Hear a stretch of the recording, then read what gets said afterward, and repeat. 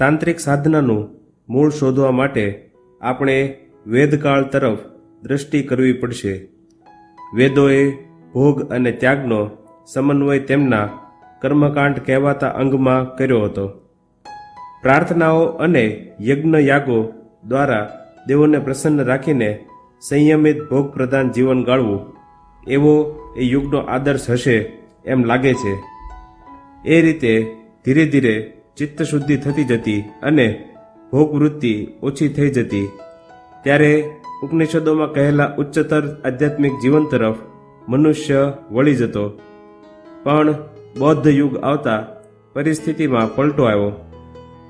વિશુદ્ધ ત્યાગીઓ માટે જ જે પૂજા વિધિઓ કર્તવ્ય રૂપે ઠરાવવામાં આવ્યા હતા એ હવે સાધારણ ગૃહસ્થી માટે પણ યોગ્ય મનાવા લાગ્યા.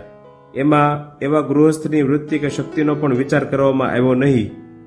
એવા નિયમોને રાજસત્તાનો પણ ટેકો મળ્યો.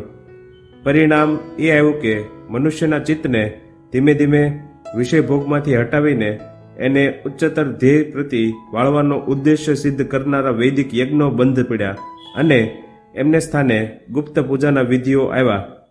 સમય જતાં એવી પૂજામાં સડો પેઠો.